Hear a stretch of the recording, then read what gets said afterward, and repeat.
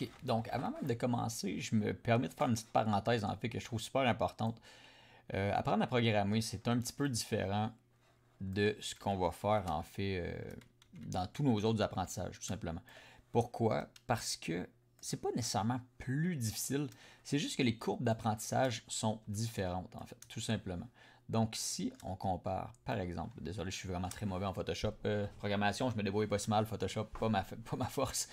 Donc, si par exemple, on apprend à faire, je sais pas, moi j'aime bien donner l'exemple du montage vidéo. On commence à faire du montage.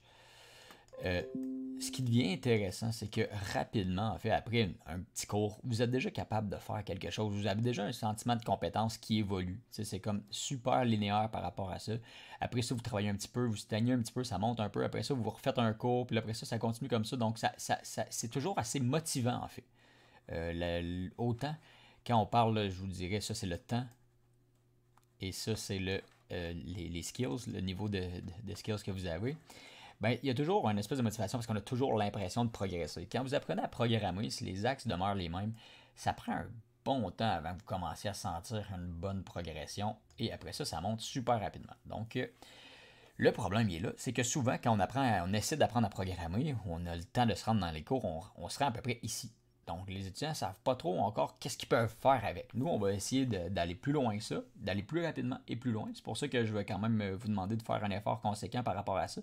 Parce que si on n'arrive pas à dépasser cette espèce de jalon-là, on ne réussira pas à avoir ni du plaisir avec les connaissances qu'on a et on va toujours se demander comment est-ce qu'on peut les appliquer.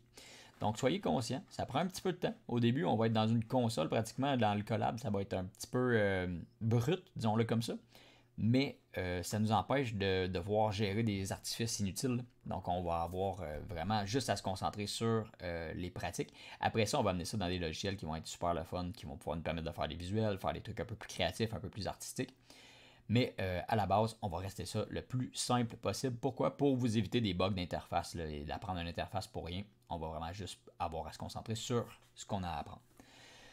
Donc, petit speech de l'apprentissage et de la motivation. Petite parenthèse que je pourrais ajouter, si vous avez des questions, gênez-vous absolument pas. Il n'y a vraiment pas de mauvaises questions. Il y a une certaine forme d'abstraction. Quand on apprend à programmer, c'est un peu. Ça se rejoint par rapport aux maths. À un moment donné, on se demande pourquoi on fait ça. Parfois, je vais vous dire, ben, c'est correct que tu ne comprennes pas ça. Et là, prenez-le pour du cash. Ça veut dire qu'on n'est pas encore rendu à comprendre tout. Mais en Python, il n'y en a pas tant que ça en vrai. Donc, ça va aller plutôt bien, je crois.